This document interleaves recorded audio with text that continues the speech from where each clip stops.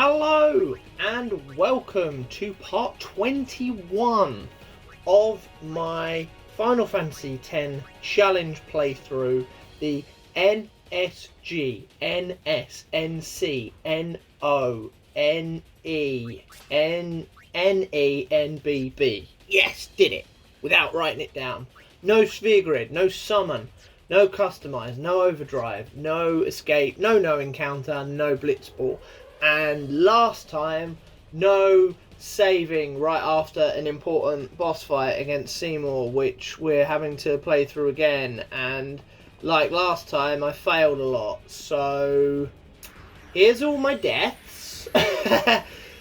One of them is playing in actual time. The others are sped up to match it. I think the longest I managed to last against him was about 10 minutes before dying. And the quickest one is significantly shorter than that. So yeah, here are the 4 deaths that I encountered when I finally came back to the game after realizing that I'd done a stupid, and then I got a bit sweary, and then I calmed down and I thought, right, okay, let's go back and try this again and see what happens. So yeah, and then immediately I died. Oh, bad Mr. Me on the edit there. I've just seen that one of them has got 2 deaths in it, so there actually was 5. Okay, I'm an idiot. That's why that video was as long as it was. Right, okay. Well, there we go. Little looking behind the veil there. So there should actually have been 5 of these videos, but me stupidly not realizing when I was putting the videos together, didn't realize that one of them was a double death. So lucky you, I guess. You get to see me be rubbish at this twice. But yeah, never mind. So maybe one of them wasn't about 10 minutes long. It was only about 5 minutes long, but there were 2 of them. But yeah, never mind. There we go. Lots of game overs. So let's try this again properly. But because we have done this fight already, this is still at double speed, so it doesn't go on for quite as long. But again, it's just about trying to get the kind of upper hand on him right from the start. And it seems that we've gone down a slightly different route. We've gone down, I think from learning from all those other deaths, we've gone down the route of let's try and buff ourselves first, as opposed to just hit him with the poison.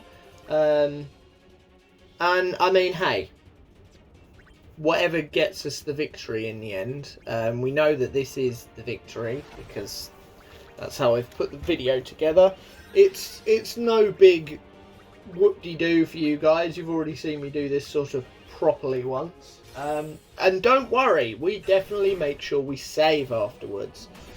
Because we are going to die in the Calmlands after this. Because, of course we are. You kind of have to.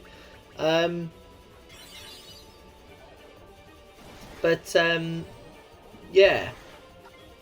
It's the rules. I'm noticing again, yeah, he's sometimes hitting the multi. Maybe if there's 2 of you, he doesn't always hit multi. He just hits it the once. That's very bizarre.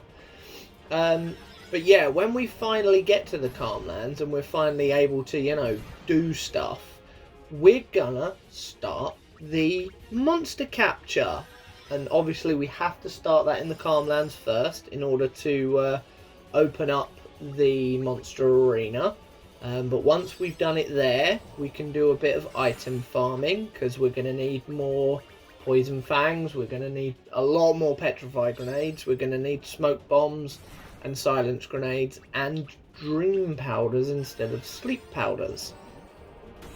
And then once we've done that, we can get the captures in the Thunder Plains and in Muckalania Woods. We can beat Defender X and Biren and Yankee, and we can start climbing Mount Gagazet and get a couple of the captures there. We won't be able to finish the captures in Gagazet until after the third Seymour fight, purely because we need to get into the caves after him to get some of the stuff there. So, but that's fine. That's not a problem. But to be honest, the most important capture in Mount Gagazet is the Bashura, basically the purple ogre or Wendigo, because he can drop SOS haste armor, and we're gonna need. I mean, ideally, I'm gonna see if I can get for everybody, but we definitely need for Riku, and getting for Orin and Walker is going to be very useful as well. So we will see what we can kind of get hold of there from him. Might also dabble with the Cavern of the Stolen Faith. Yeah, we can get all of the captures there. There's not really anything particularly special about the actual enemies there. I think the Tomberry there is quite rare to encounter, which can be a bit of a pain. The ghost in there can be a bit. I mean, basically everything in there will one-shot us, and some things will AoE one-shot us. So it is tricky. It's going to be very, very tricky to actually, you know, do anything of significance in there. But there are still going to be some relatively decent things in there. Oh, I thought Riku was going to be surviving stuff there. Never mind. But yeah, we've managed to shell Orin and Kimahri. We're going to just keep reviving Riku to be a bit of a damage sponge. Obviously, Orin needed his double health. I don't think we ever bother with doubling Kimahri's health, to be honest, because obviously there are 3 things he will resist anyway. Because of the ward, and then we can keep swapping to water, depending on how many kind of goes he has, really. But by and large, it's not really necessary. I think in this particular fight, we ended up kind of using more mega potions than we had done initially, which is a bit of a pain, but it is what it is, I guess. And from the looks of this as well, even Orin, we're essentially using those turns to heal instead of using them to keep swapping his armor around.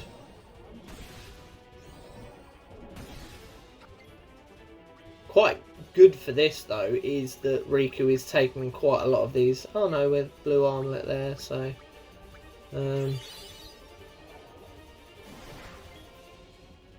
Kimahri is actually putting that to use, I guess, at least.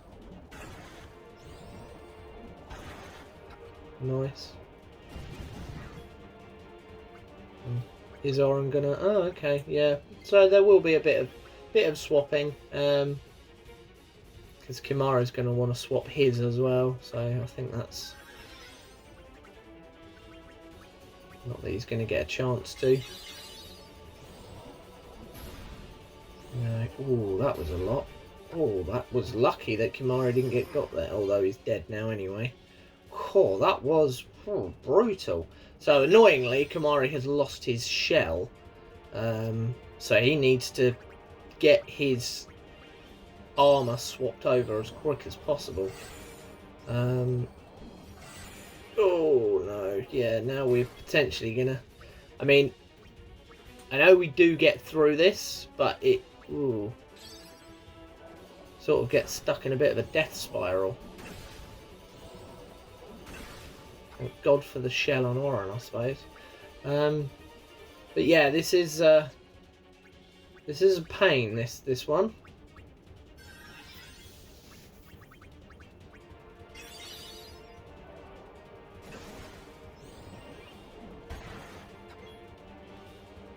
Bit lucky there that again he only used. I don't know whether it's the poison that hits him that kind of stops him doing his second attack. But hey, I'll take it. If it means that I can get kind of back into the fight and be alright, then I will take it. Yeah, it looks like it did it again. So it's sort of twice there that Kamari was saved by the poison tick just hitting him after the initial damage that was dealt, which, hey, I'm all here for. And Riku's just, and up you get, and down you go, and up you get, and down you go, and up you get, and down you go. Poor thing, don't know whether she's a coming or a going.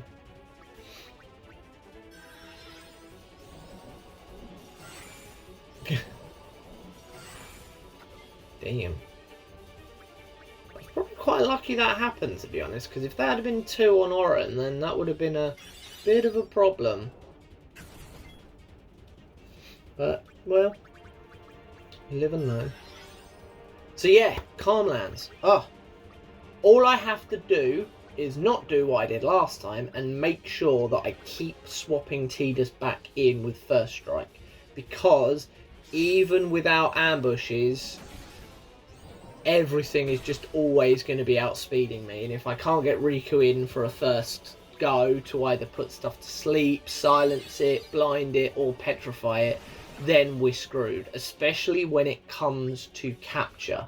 Because obviously our old tactic of just petrify grenading most things ain't gonna cut it for capture, because we have to land the end blow, the killing blow as it were, with one of the capture weapons. So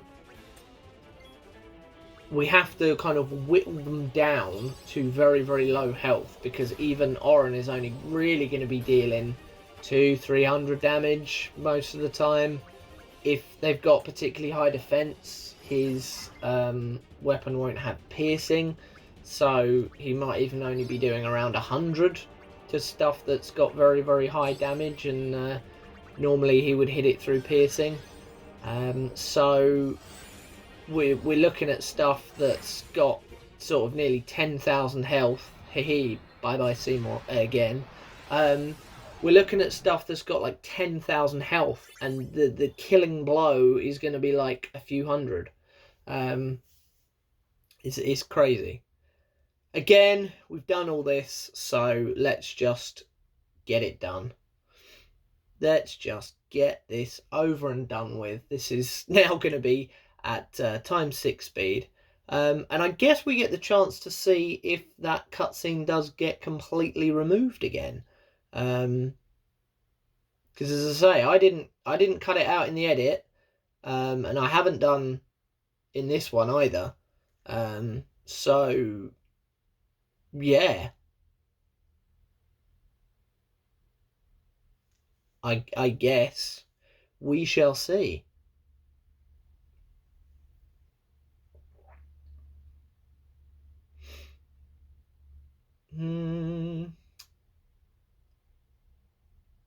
Not holding out well. As I say, it sort of seems the same as last time, but crying, yeah. There we go. In it comes. Yeah. Yeah, they cut it from the recording. Obviously it's that protected, unlike the one at the beginning of the game, which often gets kind of copyright strikes against it by Square. PlayStation went one better with this and just went, nope, you're not having this as part of your game recording. We're going to block that and carry it on. So there we go. So we're a quarter of an hour in. We've caught up to back to where we were. So apologies for my my idiocy in the last video. But yeah, we can get into it now. Go to the save point and save. Make sure you save. Oh, you better save. Don't you be not saving now. Come on. There we go. Let's interact with the save point. Perfect. So yeah, that solves that problem. We're never going to have to face Seymour again because I'm an idiot. Again, we're going to make sure that we go to that shop to get the Taj for Riku. As I said before in the previous video, we need that for the auto med. We need that to cure Zombie because she's going to get zombied a lot by Unalesca, possibly even by Seymour Flux. Long ago, and without that, we're going to have to waste so many turns using Holy Water, and we just don't have the luxury of that against Unalesca, so we have to buy that now.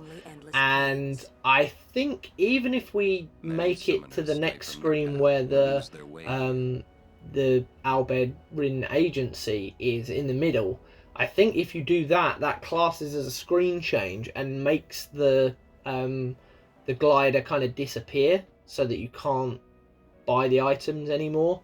So we are going to make a beeline for it. We are going to get that item because without it we are absolutely screwed going forward.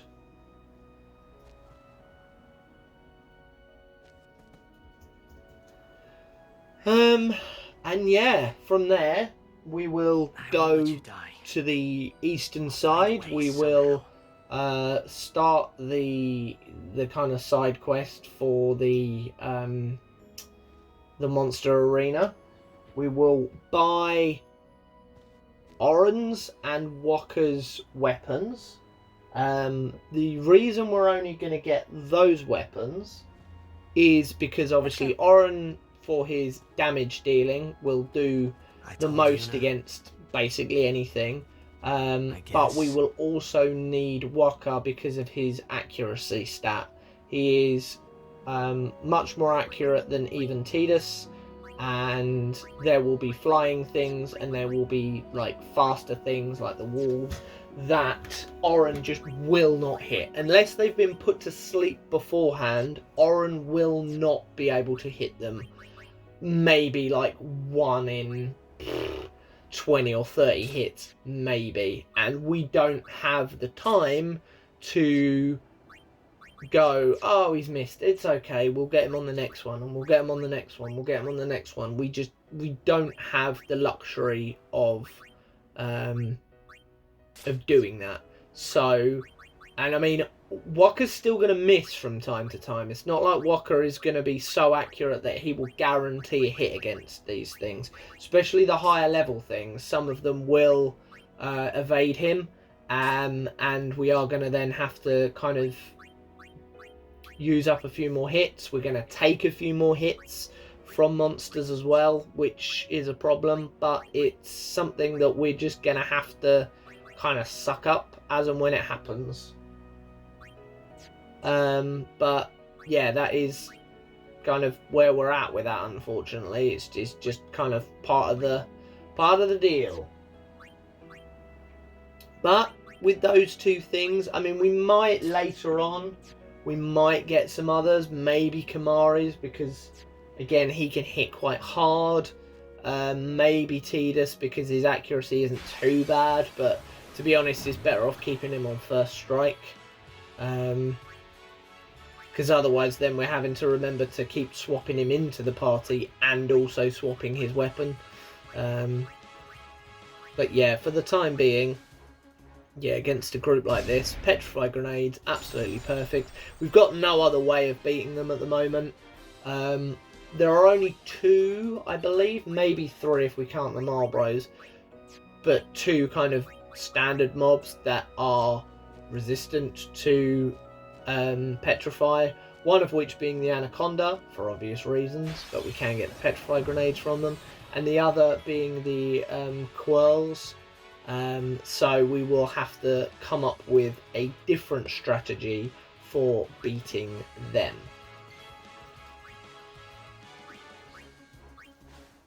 But it's absolutely fine. Yeah, even the Machinas here are not resistant to the Petrify. It is a bit annoying that they're here because they can't actually, they can't actually be captured. So it is kind of pointless them being here. It just kind of means, oh, it's another thing that we've got to kill.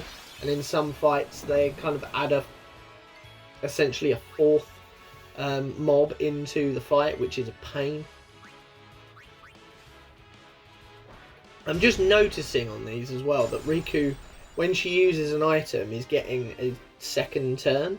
I'm wondering, I mean, it's too late now, but I'm wondering if she gets a free turn in if she uses a steal command first, whereby obviously she could steal something, say like some fire gems from the flans, and then use the petrify grenade. I'm not sure. Because obviously the items are quicker than normal attacks, but yeah, not sure. Alright, yeah, let's get rid of all these spheres. Yes, they're only worth 1 gil, but as I've said numerous times, any money from them is extra money in my pocket. I must have made thousands by now, I would have thought.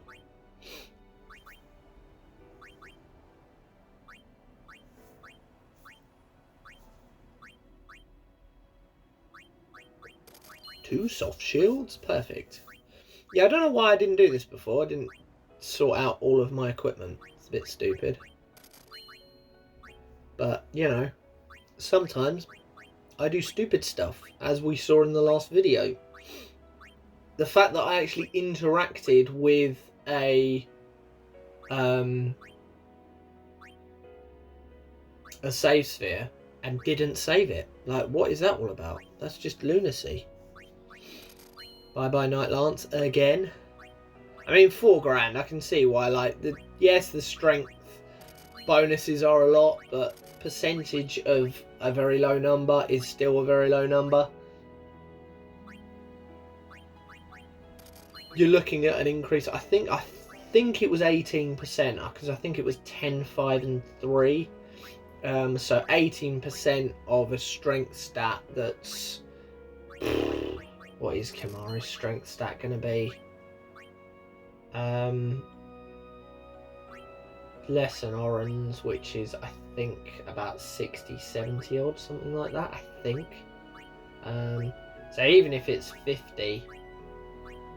18% of that is less than a fifth.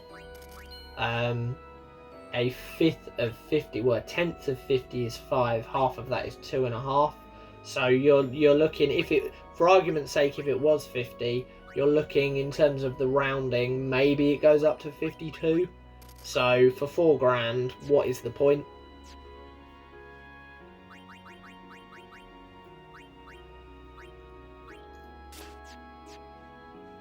It's just, yeah, it's not worth it at all, is it?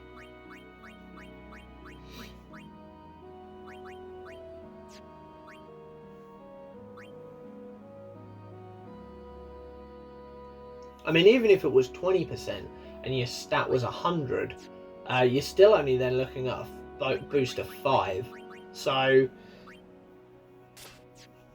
like, it sounds a lot. You go, oh wow, plus 10 and plus that. Wow, well, that's amazing. But obviously, they become better when you boost your stats up, because you're boosting a higher kind of starting point stat. When your stat is pretty poor to begin with,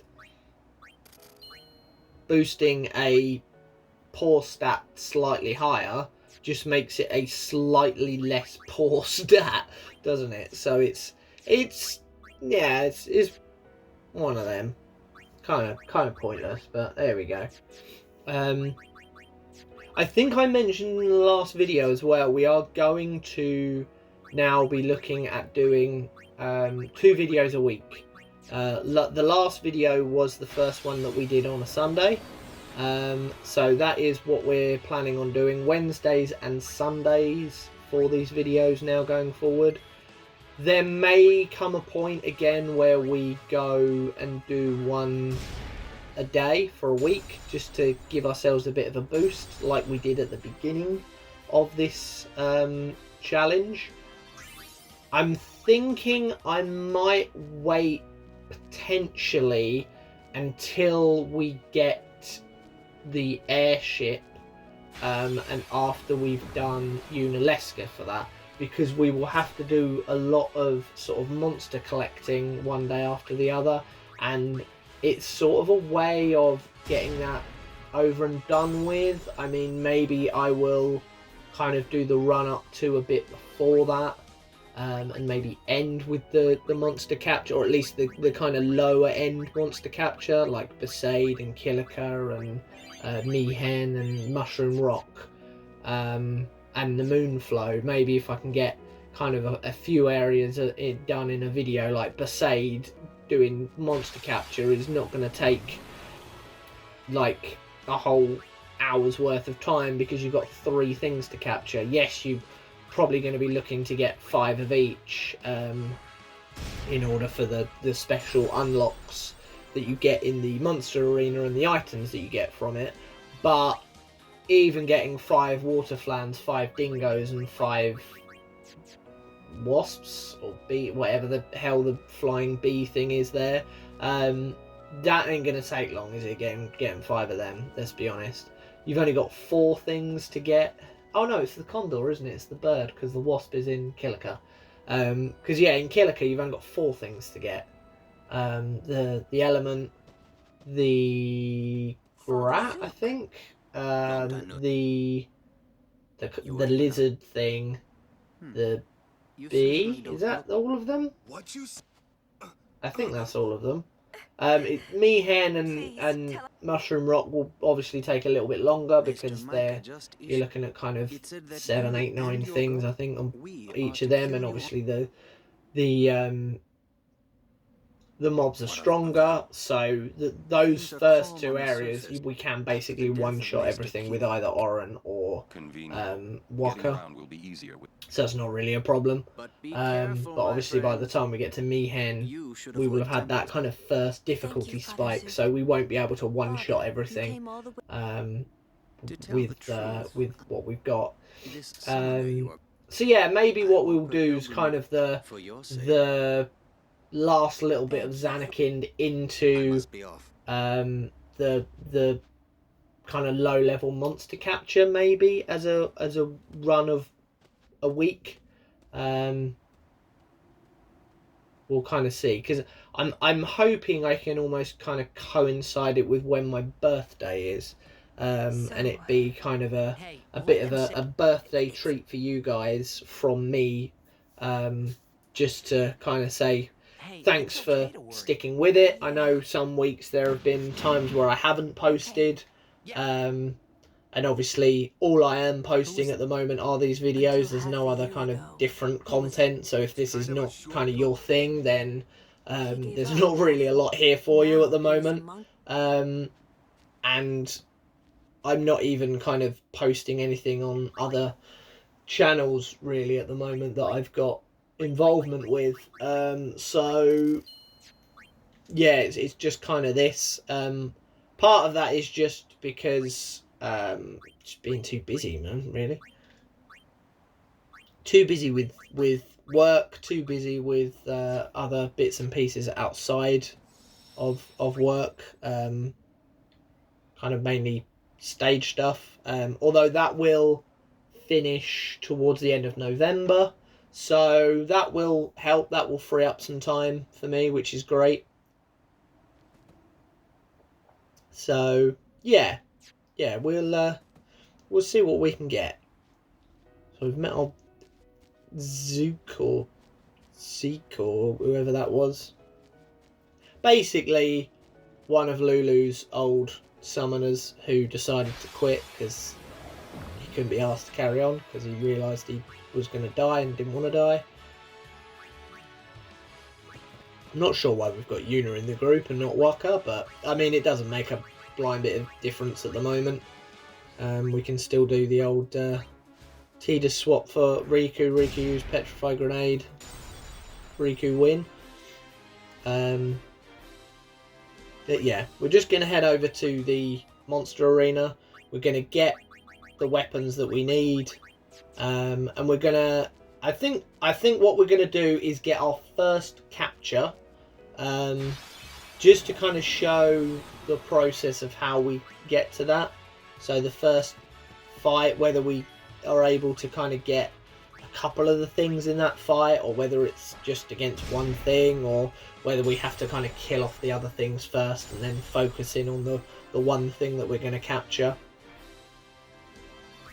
Because we are going to have to kind of think a bit strategically with this. There might be some fights that we've already seen where, oh, there's three things there. There's the kind of the wolf thing. There's the bee, and the flame flan. We'll get through this. We need all three of those, but it's not going to be particularly wise to necessarily try and capture all three of them in the same fight.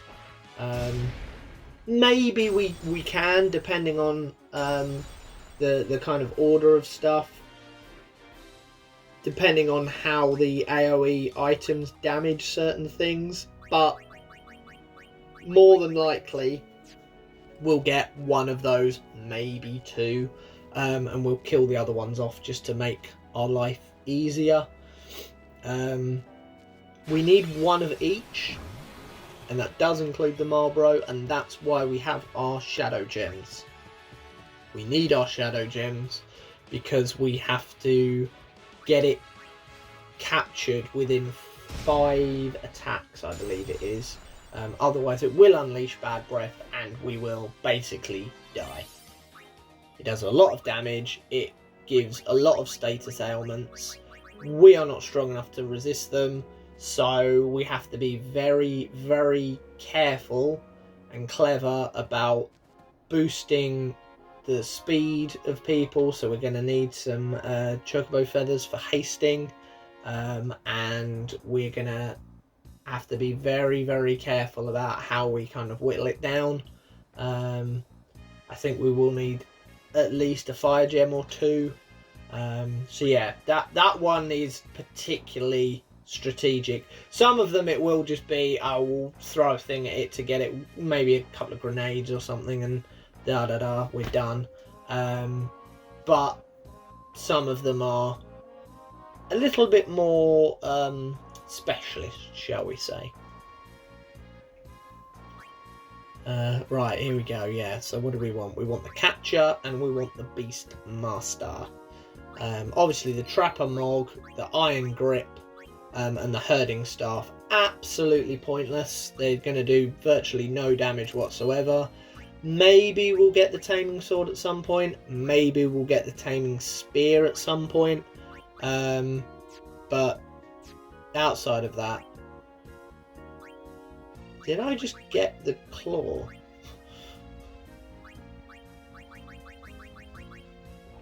I'm not sure.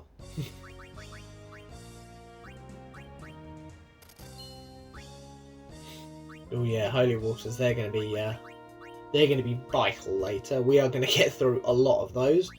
Phoenix Downs, yeah, we got through a lot of those. So yeah, because we're going to have to keep a bit of an eye on our guild, because we are going to need to farm some items, both in terms of drops and in terms of steals from some of these creatures after we've captured them. But we are going to have to pay to fight them, and if we are farming steals, it's unlikely we're going to win the fights, so we're not going to get any gil back from winning those fights, because we won't be winning them. We will get a couple of steals in and then probably die, but because of the way that the monster arena works, that doesn't class as a game over, and you get to keep the items that you stole, which is a godsend, to be honest. So it means that we can kind of go in with not much health, get a couple of steals in, maybe 100% and a 50%, and then get killed and then restart the fight again, because it's a damn sight quicker than kind of trying to defeat the things. Aha, our first fight. So this is going to be hopefully our first capture. Now what's great about this is the quirl in the middle there is actually resistant to petrify, but the machina things are not. So there we go, that gets rid of them immediately.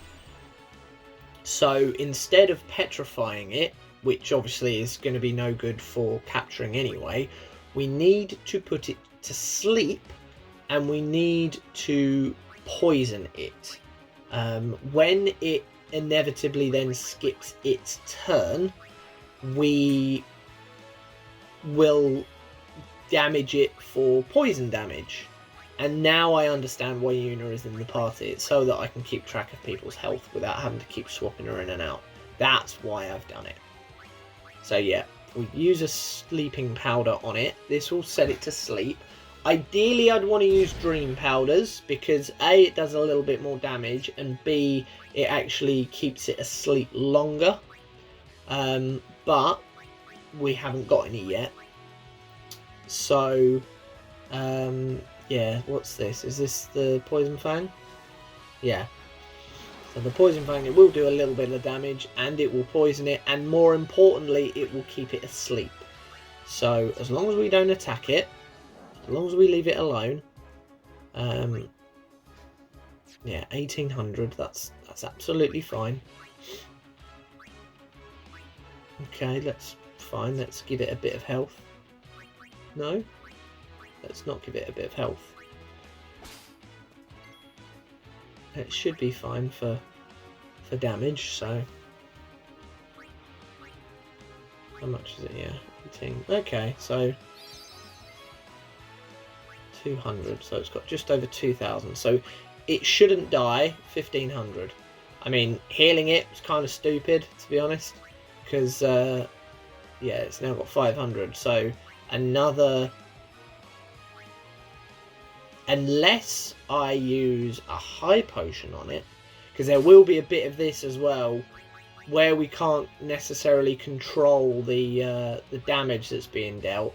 We will have to sort of heal some of the enemies every now and then. So 1,500. So that's obviously fixed to their max health poison. So it's now, yeah, 17. So one hit from Oren will finish this off. There we go, our first capture. So check out the next video where we really get capturing. Thanks very much for watching, and I shall see you next time for the capture. Goodbye.